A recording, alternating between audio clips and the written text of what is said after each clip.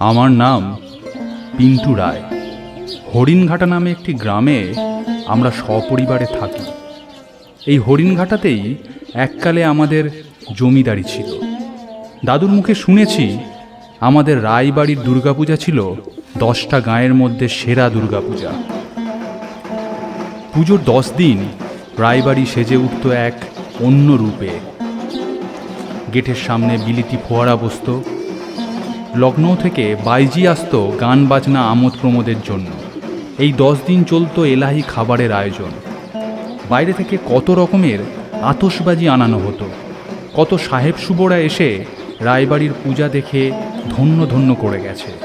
একবার দুর্গাপূজায় আমাদের প্রপিতামহের বাবা এমন আতশবাজির আয়োজন করেছিলেন, তা দেখে লিটন সাহেব তাকে রায়বাহাদুর উপাধি দিয়েছিলেন। এমন কত ঘটনা আমি দাদুর মুখে শুনেছি। তবে এখন রায়বাড়ির সে জমজমাট রূপ আর দুর্গাপূজা কিছুই এখন নেই। নেই বলতে একেবারে যে নেই তা নয়। প্রতি বছরই দুর্গাপূজা হয়, আগের মতো তেমন ঠাট বাট জৌলুসের সাথে পূজা হয় না ঠিকই, কিন্তু একেবারেই যে নমো করে হয় তাও নয়। আমার বাবা আর ছোট কাকা এখানে থাকে, তারাই দায়িত্ব নিয়ে সমস্ত পুজোটা সামলায়। সারা বছর এত বড় বাড়িটা ফাঁকা ফাঁকা হলেও এই পুজো কদিন যে যেখানে থাকে, মাসি মেসো পিসি পিসে জ্যাঠারা কাকারা সবাই এসে জড়ো হয় রায়বাড়িতে। কদিন দারুণ হৈ হৈ করতে করতে কেটে যায়। এই পুজোর কদিন রায়বাড়িতে যেন প্রাণের সঞ্চার হয়। পুজোর পরে রায়বাড়ির চেহারা অনেকটা শীতের পাতা ঝরা গাছের মতো হয়ে দাঁড়ায়। তবে এখন পুজো শেষ হওয়ার কথা ভেবে দুঃখ করার কোনো মানেই হয় না। এখন পুজো সবে শুরু। আজ সপ্তমী। আজ অনেক ভোরে উঠেছি। কলা বউকে স্নান করাতে নদীর ঘাটে নিয়ে যাওয়া হয়েছিল। আমরাও বাড়ির সবাই গিয়েছিলাম। পথে যেতে যেতে লক্ষ্য করলাম দূরে নদীর উপর এবং চারিদিকে একটা ধোঁয়ার আস্তরণ ঢেকে আছে সব কিছুর ওপর। সামনে ঘাসের উপর শিশির কণা ছড়িয়ে আছে। নদীর পাশে বন থেকে সকালের ঠান্ডা বাতাসের সাথে ভেসে আসছে শিউলি ফুলের মিষ্টি গন্ধ। এমনিতেই হরিণঘাটা জায়গাটি নিলিবিলি শান্ত, খুব সুন্দর।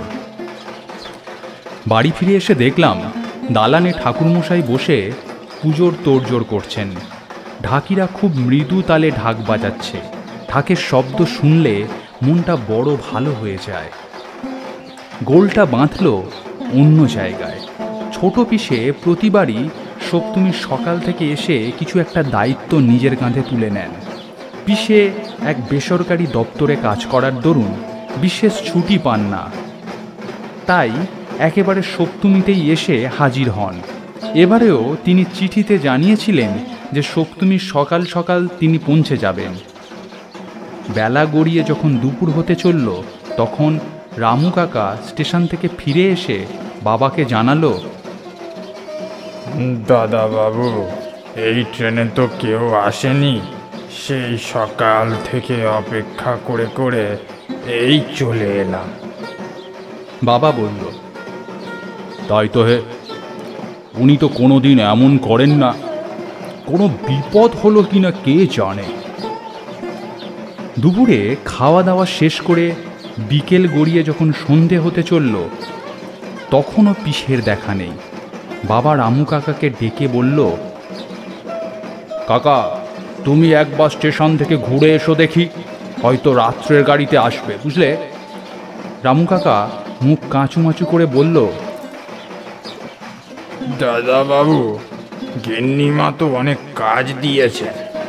আমি এখন সেসব কাজ ফেলে স্টেশনে যাই কি করে বলো দেখি।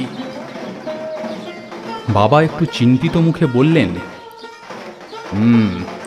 এখনো মেলা কাজ পড়ে আছে। কাকে পাঠালে ভালো হয় সেটাই তো বুঝতে পারছি না। সামনে আমি দাঁড়িয়েছিলাম আর যাই কই।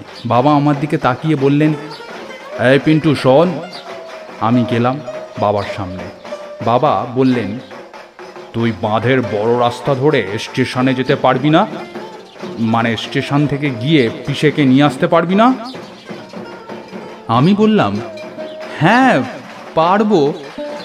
মনে মনে বললাম, দূর, কোথায় ভাবলাম বসে পূজা দেখব, তা নয় এখন আবার স্টেশনে ছোট পিসেকে আনতে। বাবা বললেন, আমার মন বলছে রাতের গাড়িতেই আসছে, এখনো আলো আছে বুঝলি, এখনই বেরিয়ে পড়। আমি বেরিয়ে গেলাম পিসেকে আনতে স্টেশনে। বাঁধে ওঠার রাস্তার সামনে এসে দাঁড়িয়ে পড়লাম। এখান থেকে দুটো পথ দুদিকে চলে গেছে। একটা পথ বাঁধের ওপর দিয়ে অনেকটা ঘুরে গিয়ে স্টেশনে উঠেছে, এটা দিয়ে গেলে অনেকটা হাঁটতে হবে। আর একটা পথ বাঁশ বনের ভেতর দিয়ে চলে গেছে স্টেশনের দিকে। এটাই স্টেশনে যাওয়ার একমাত্র শর্টকাট। এ পথ দিয়ে গেলে বেশিক্ষণ লাগে না স্টেশনে পৌঁছাতে।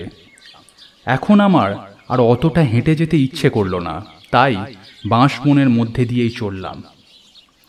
পথ হাঁটছি আর মনে মনে ভাবছি, এখনই হয়তো পুজো শুরু হচ্ছে। এই পিসেটার জন্য যত গোলমাল। ঠিক সময় মতো পৌঁছে গেলে তো আমাকে আর স্টেশনে ছুটতে হতো না। যত রকম ঝামেলা। খানিকটা রাস্তায় হাঁটার পর হঠাৎ আমার মনে পড়ল, এই জায়গাটা বড় একটা ভালো নয়।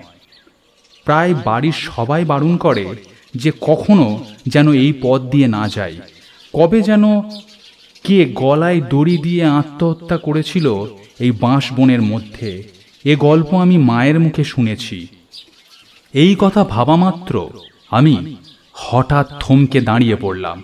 একটা ঢোক গিলে ভাবলাম, সত্যি যদি এখানে ভূত থাকে, সত্যি যদি ভূতে আমার ঘাড় মুটকে দেয়। তারপর মনে সাহস এনে ভাবলাম, না না, ভূত টুত কিছুই নেই, লোকে খামোখা ভয় পায়।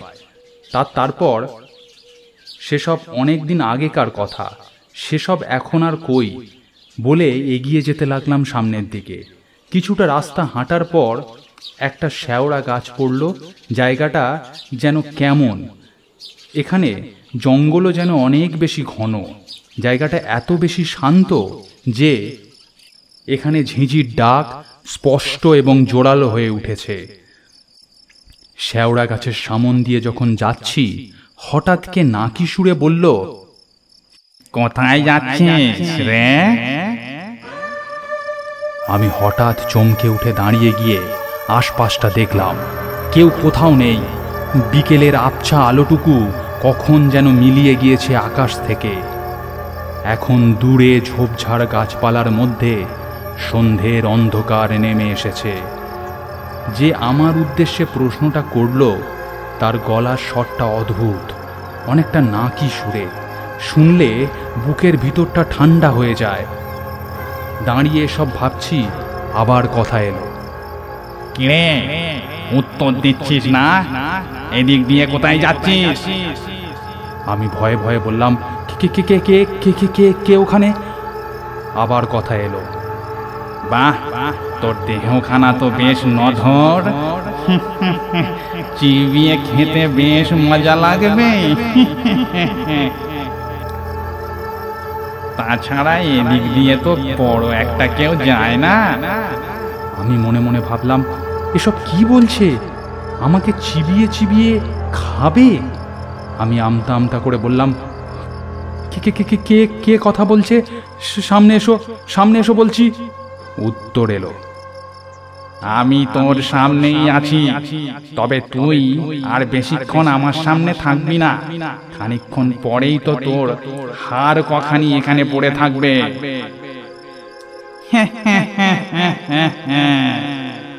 আমি আবার বললাম, তাহলে তাহলে আপনাকে কোথাও দেখতে পাচ্ছি না কেন? উত্তর এলো, এই তো শেওড়া গাছটার উপর দিকে দেখ। শেওড়া গাছের উপর দিকে মুখ খুলে তাকালাম, আর তাকিয়েই যা দেখলাম তাতে আমার শরীরের রক্ত হিম হয়ে গেল। পিঠের সিদ্দানা দিয়ে একটা হিমশীতল স্রোত বয়ে গেল। আমি যেন নিজের চোখকেও বিশ্বাস করতে পারলাম না। দেখলাম শেওড়া গাছের একটা ডালের উপর থেকে পা ঝুলিয়ে বসে আছে একটা আস্ত নর কঙ্কাল। দেখলাম কঙ্কালটা বসে বসে আমার দিকে তাকিয়ে হাসছে। এ দৃশ্য দেখে ভয়ে আমি যেন পাথর হয়ে গেলাম। মনে মনে ভাবলাম, হে মা দুর্গা, আমি কি চরম বিপদের মধ্যে পড়লাম মা। আমাকে রক্ষা করো মা, এ বিপদ থেকে আমাকে রক্ষা করো। হে মা দুর্গা, আমাকে রক্ষা করো। এই বলে আমি প্রাণপণে দৌড় লাগালাম স্টেশনের দিকে। পেছন থেকে ভেসে আসতে লাগলো সেই কণ্ঠস্বর, দাঁড়া, কোথায় যাচ্ছিস? দাঁড়া, এই এই দাঁড়া। ছুটতে ছুটতে আমার দম হাঁপিয়ে উঠেছে, তাও আমি একটুও দাঁড়াইনি, ছুটে চলেছি ক্রমাগত। স্টেশনে এসে যখন দাঁড়ালাম তখন আমার সারা শরীর দিয়ে ঘাম ঝরছে, আমার বুকের ভিতরটা হাঁসফাঁস করছে। সামনের দিকে মুখ তুলে দেখলাম একটা ট্রেন হর্ন দিতে দিতে বেরিয়ে গেল। তারপর কে একজন আমার পিঠে হাত রাখলো। ভয়ে আমি পিছন ফিরে তাকালাম, দেখলাম পিষে বলল, কে রে, এত হাঁপাচ্ছিস কেন? দৌড়েছিস নিশ্চয়। এই তোরা ছেলে মানুষরা একদম কথা শুনিস না। আমি বললাম, ও কিছু না, তোমার আসতে এত দেরি হলো যে। পিষে বলল, আরে আর বলিস না, শেষ মুহূর্তে কোম্পানি থেকে একটা কাজ দিল, কাজটা শেষ করে আসতেই এতটা দেরি হয়ে গেল। যত ঝামেলা হয়েছে আমার, এখন চ।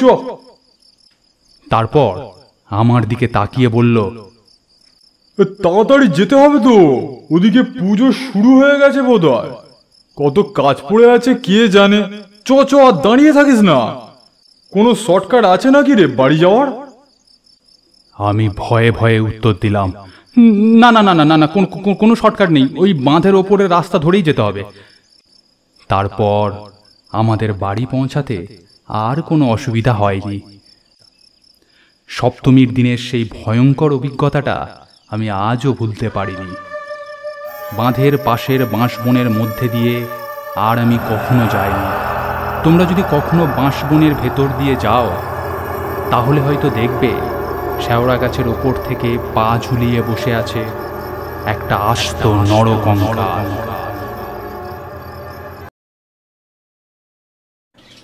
নিশির ডাক শব্দটা অনেকেই শুনে থাকবে। নিশি হলো এক ধরনের ভূত, যা ছোট্ট বাচ্চাদের বা কোনো বড় লোককে সন্ধ্যের পর একাকী ঘুমে আচ্ছন্ন অবস্থায় পেলে তার চেনা মানুষের রূপ ধরে এসে বা তাকে সম্মোহিত করে ডেকে নিয়ে যায়। তারপর তাদের ঘাড় মোটকে বা জলে ডুবিয়ে মেরে ফেলে। এইভাবেই তারা নিজেদের দল ভারী করতে থাকে। সন্ধ্যের পর থেকেই এদের খেলা শুরু হয়ে যায় আর চলে শেষ রাত পর্যন্ত। তবে আজকালকার দিনে এসব কথা শুনলে আমরা হয়তো হেসেই উড়িয়ে দেব। চারিদিকে এত আলো, বাড়িঘর, তারপর এই ফেসবুক হোয়াটসঅ্যাপের যুগে মানুষ এখন মধ্যরাত পর্যন্ত জেগে কাটিয়ে দেয়। এখন তাই ভূত দেখতে পেয়েছে এমন মানুষের সংখ্যা অতীব বিরল। হয়তো ভূতেরাও এখন রাত্রে বেরোতে ভয় পায়। এবার আমি বলবো আজ থেকে অনেক দিন আগে ঘটে যাওয়া আমাদের গ্রামের এক ভয়াবহ ঘটনার কথা। একদম সত্যি ঘটনা যাকে বলে, একেবারে আমার চোখের সামনে দেখা এমন একটা ঘটনার কথা। আমার বয়স তখন 14-15 বছর। গ্রামের নাম হরিত্রী। খুব বেশি বড় নয়, মাঝারি গোছের ছোট্ট গ্রাম। দেখলে মনে হয় ছোট্ট গ্রামের ঘরগুলো যেন ভয় পেয়ে এক জায়গায় এসে জড়ো হয়েছে। এই গ্রামটিকে ঘিরে আছে আশশেওড়া মালতীলতার ঝোপ। তার মধ্যে মধ্যে মাটি থেকে আকাশ পর্যন্ত উঠে গেছে আম, জাম, বিলিতি আমড়া, পাকুড় ইত্যাদি নানান ধরনের গাছ। ছোটবেলায় বাবার মুখে শুনেছিলাম আজ থেকে অনেক দিন আগে এই গাঁয়ে প্রচণ্ড ম্যালেরিয়ার উপদ্রব হয়েছিল। তাতে প্রচুর মানুষ মারা যায়। তখন সবাই এই গ্রাম ছেড়ে পালাতে বাধ্য হয়।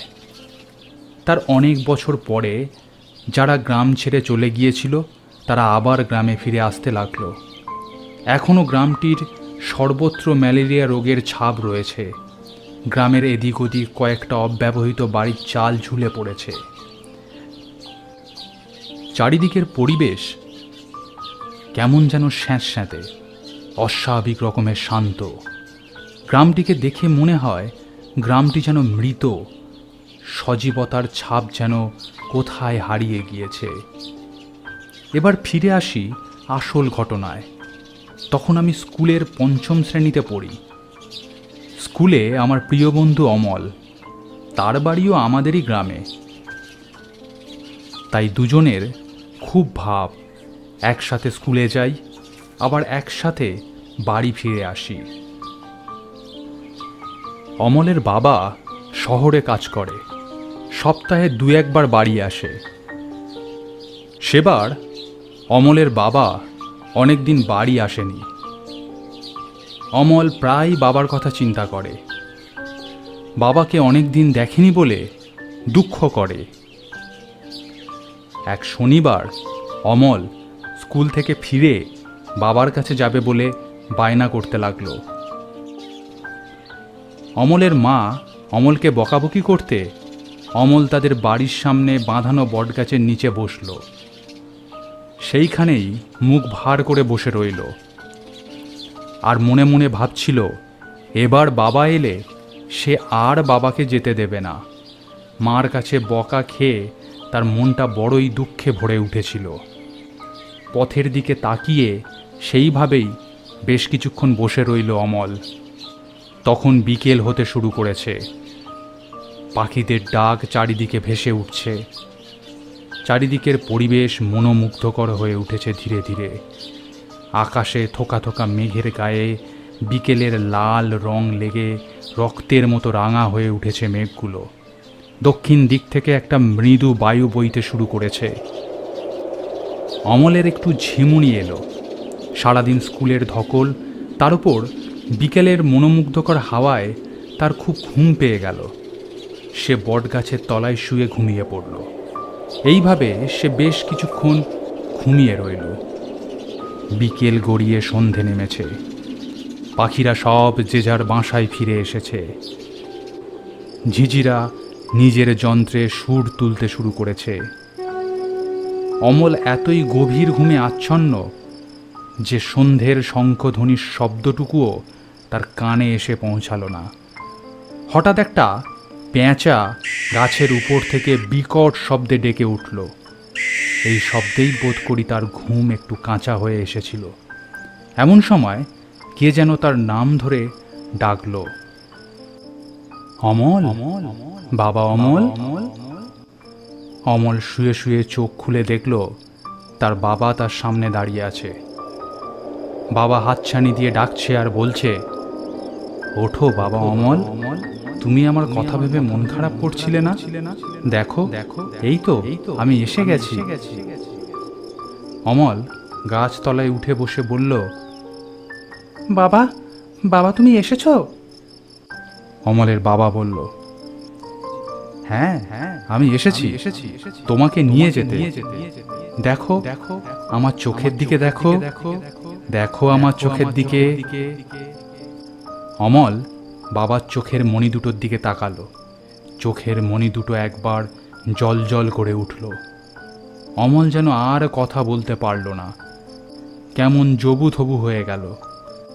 বাবার মুখের পানে কেবলই ফ্যাল ফ্যাল করে তাকিয়ে রইল। তার বাবা আবার তাকে হাতছানি দিয়ে ডাকলো আর বলল, এসো, আমার সাথে যাবে না তুমি? অমল এসো, আমরা এক জায়গায় যাব, ভারী মজা হবে, আমরা কত মজা করব। এসো অমল, এসো।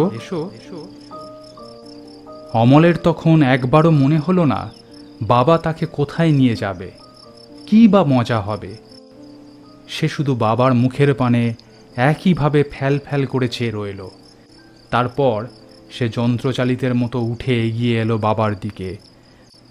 তার বাবা সামনের দিকে এগিয়ে যেতে থাকলো এবং একটুক্ষণ দাঁড়িয়ে তাকে হাতছানি দিয়ে একইভাবে ডাকতে লাগলো।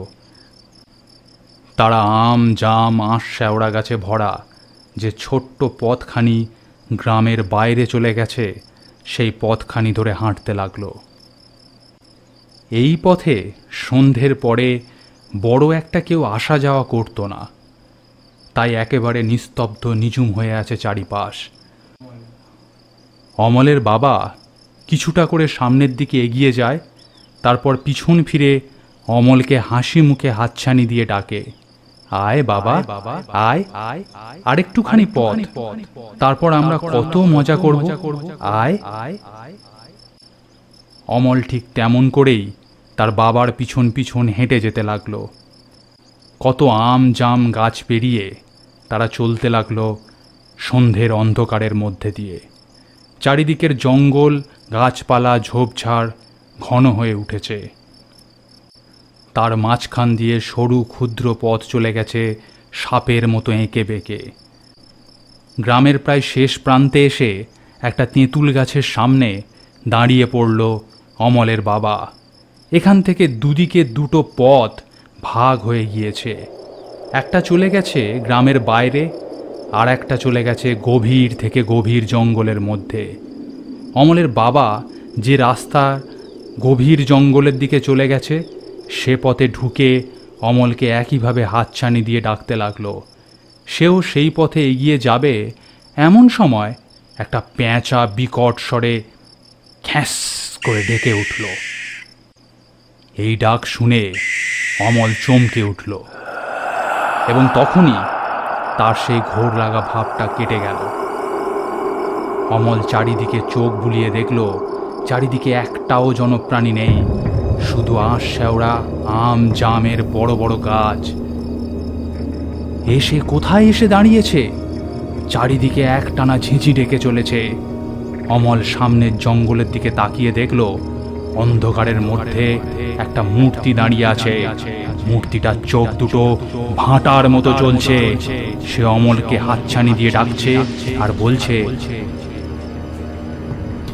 এসো বাবা, ভয় কি, খুব মজা করবো আমরা। অমলের মাথায় একসাথে অনেক প্রশ্ন এসে ভিড় করল। এ তো তার বাবা নয়, তবে এ কে? তাকে কোথায় নিয়ে যেতে এসেছে? কি বা মজা হবে, এ সমস্ত কিছু তার মাথায় ঢুকলো না। তবে লোকটার ভাঁটার মতো চোখের দিকে তাকালে পিঠের শীতদাঁড়া দিয়ে একটা হিমশীতল স্রোত বয়ে যায়। ভয়ে কুঁকড়ে যেতে ইচ্ছে করে। কি ভয়ানক সে চোখের চাউনি! এমন ভাঁটার মতো দুটো চোখ কখনো মানুষের হতেই পারে না। অমলের মনের অতলে একটা বিপদের ঘণ্টা বেজে উঠল। কি ভয়ঙ্কর বিপদের সম্মুখীন সে হয়েছে এখন তা খানিকটা অনুমান করতে পারল সে। সন্ধ্যের আলো আঁধারিতে বাবা মনে করে সে কার সাথে এত দূর এসেছে সেটাও খানিকটা সে বুঝতে পারল। আর এই কথাটা ভাবা মাত্র তার শরীর ভয়ে বার কয়েক কেঁপে উঠল। মূর্তিটা তখন সেইখানে দাঁড়িয়ে হাসি হাসি গলায় বলছে, ভয় কি, এসো আমার সঙ্গে, ভারী মজা করবো আমরা। এসো বাবা অমল, এসো। এক মুহূর্ত একটু ভেবে নিয়ে পিছন ফিরে প্রাণপণে দৌড় লাগালো অমল। পিছন থেকে ক্রমাগত ভেসে আসতে লাগলো সেই ভয়ানক কণ্ঠস্বর, যেও না, যেও না বাবা অমল, কত মজা করবো আমরা দুজন, যে যেও না, যেও না। ইতিমধ্যে গ্রামের চারিদিকে তার খোঁজ পড়ে গিয়েছে। সবাই তাকে খুঁজছে চারিদিকে। তার বাড়ির সামনে দু একজন লোক দাঁড়িয়ে নিজেদের মধ্যে আলোচনা করছিল। হঠাৎ তারা দেখল অমল পাগলের মতো ছুটে আসছে তাদের দিকে। কাছে এসে সে অচৈতন্যভাবে মাটির ওপর পড়ে গেল। সামনে দাঁড়িয়ে থাকা লোকগুলো দৌড়ে এসে তাকে ঘিরে দাঁড়ালো। তারপর আধা ঘন্টা তার সেবা শুশ্রূষা করে চোখে মুখে জল দিয়ে তার জ্ঞান ফেরানো হলো। তারপর অমল খুব ক্ষীণ ও কম্পিত স্বরে আগাগোড়া পুরো ঘটনাটা বর্ণনা করে গেল। সেই গল্প শুনে সবার মুখে আতঙ্ক ফুটে উঠতে লাগলো। সবাই ইষ্ট দেবতাকে স্মরণ করতে লাগলো মনে মনে। সবাই সমস্ত ব্যাপার শুনে বুঝল এ নিশির কাণ্ড। নিশি তার বাবার বেশ ধরে এসে তাকে ডেকে নিয়ে গিয়েছিল মৃত্যুর পথে। যদি ঠিক সময়ে ওই পেঁচাটার ডাকে অমলের ঘোর না ভাঙত, তাহলে হয়তো অমলের মৃতদেহটা এতক্ষণ কোনো গাছের ওপর বা কোনো পচা ডোবায় পড়ে থাকত। সেদিন সন্ধ্যার পর থেকে গ্রামের আর কেউই রাত্রে খুব দরকার ছাড়া বাড়ির বাইরে বেরোতে চাইত না। তাই তোমাদের সবার উদ্দেশ্যে বলা, সন্ধ্যের পর কিংবা গভীর রাতে ঘুমের অতলে বা আনমনা অবস্থায় যদি কেউ দূরে দাঁড়িয়ে হাসি মুখে হাতছানি দিয়ে তোমার নাম ধরে ডাকে, তাহলে বুঝতে হবে সে এসেছে, তোমায় নিয়ে যেতে এসেছে মৃত্যুর পথে।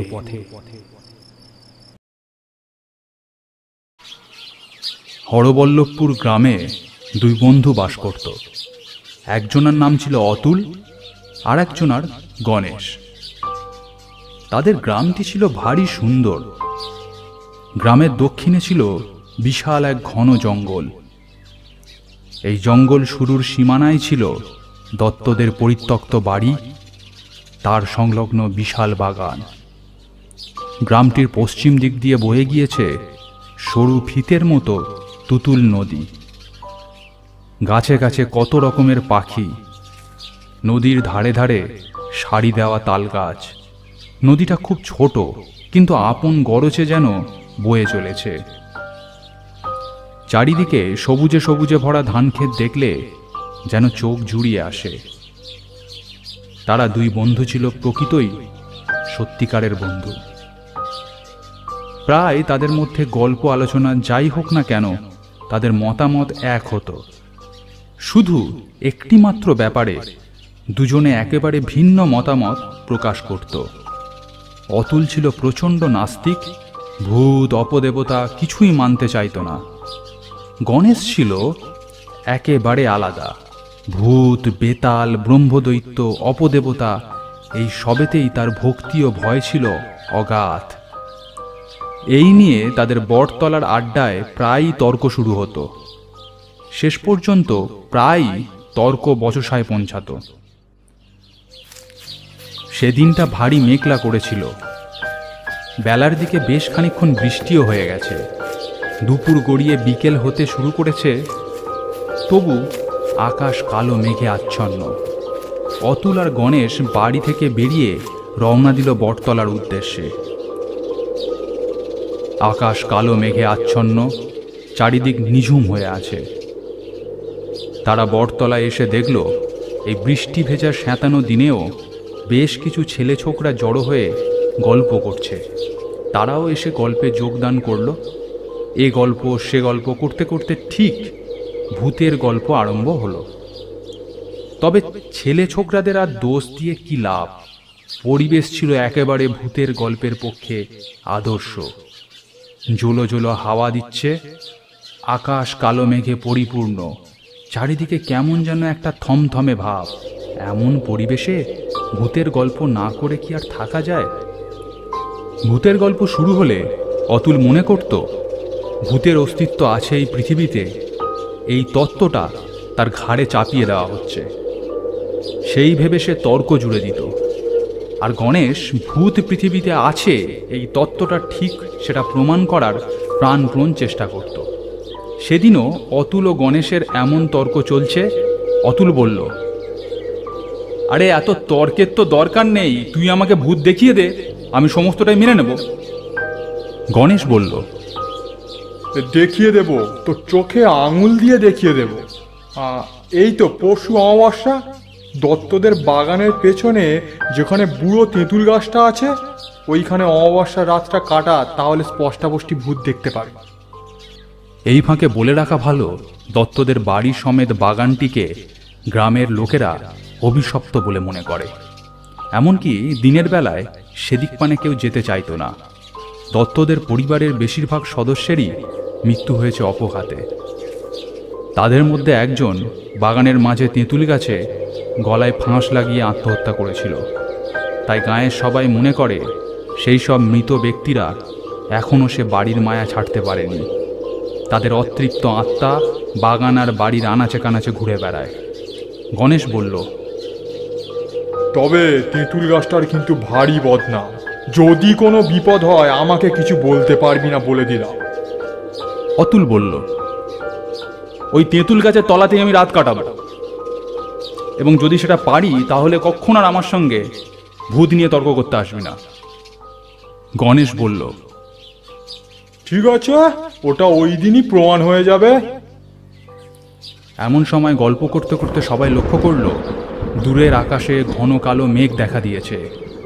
আকাশ এমন কালো করেছে যে গাছের মাথাগুলো ফিকে হয়ে এসেছে।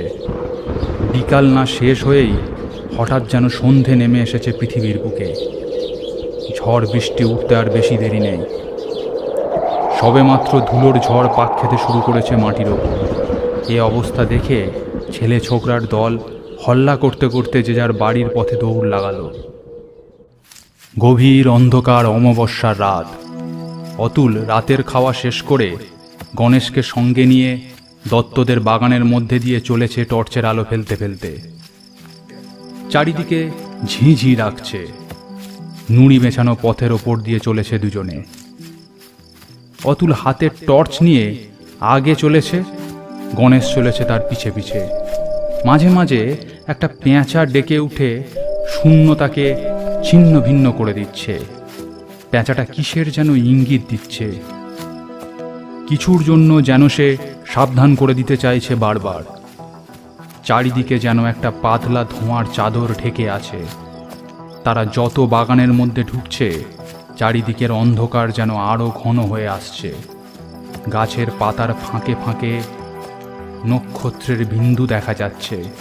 হাঁটতে হাঁটতে তারা বুড়ো তেঁতুল গাছের সামনে এসে দাঁড়ালো। চারিদিক নিস্তব্ধ। অন্ধকার আকাশের সামনে তেঁতুল গাছটা একটা দানবের মতো দাঁড়িয়ে আছে।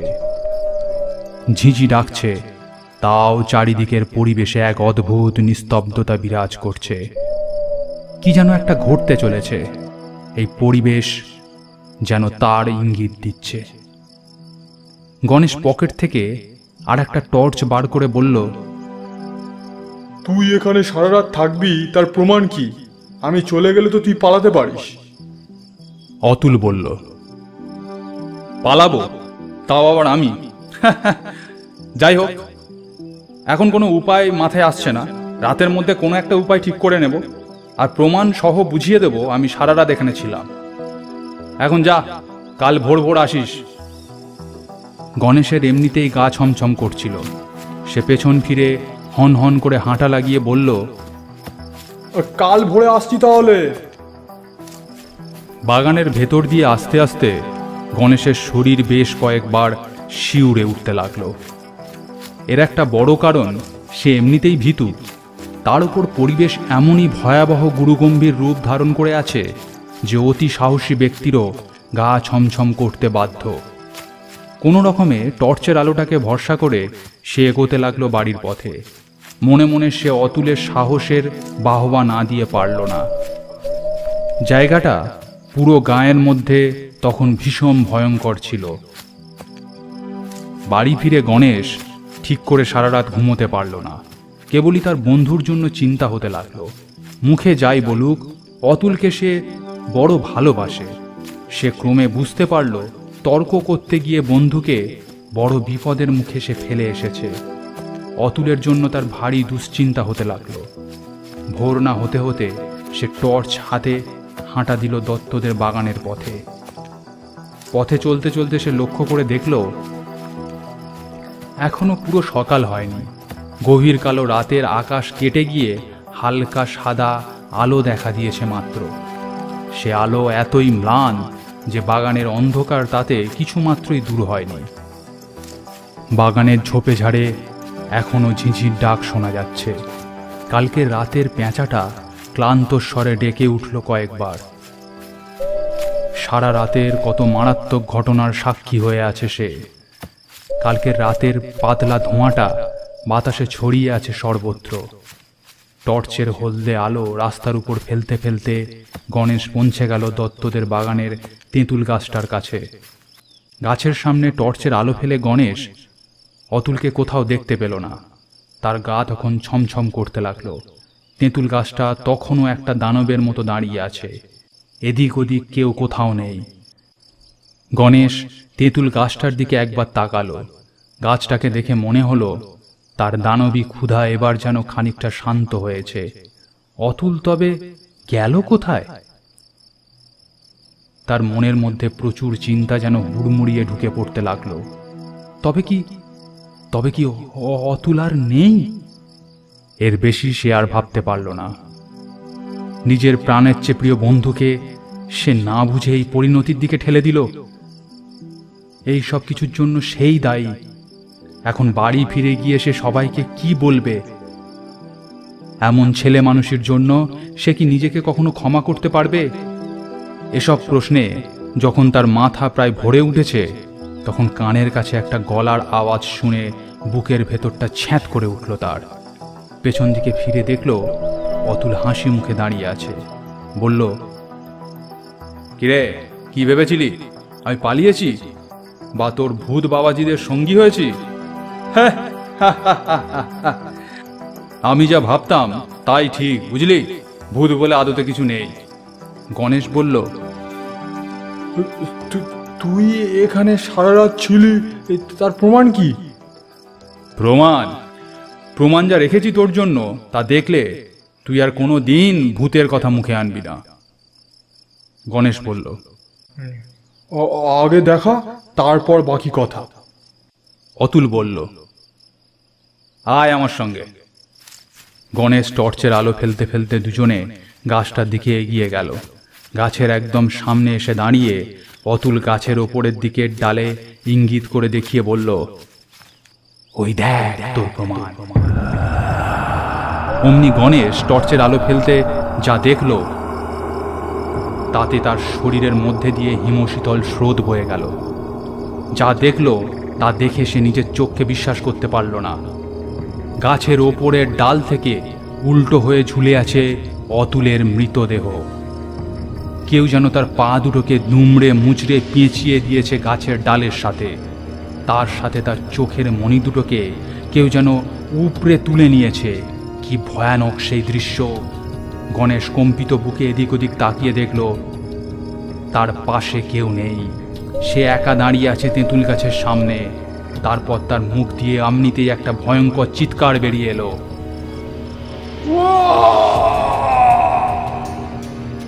নিজের আড়ষ্ট ভাবটা কোনো মতে কাটিয়ে গণেশ দৌড়াতে শুরু করলো। শরীরের শেষ শক্তি সঞ্চয় করে দৌড়াতে থাকলো।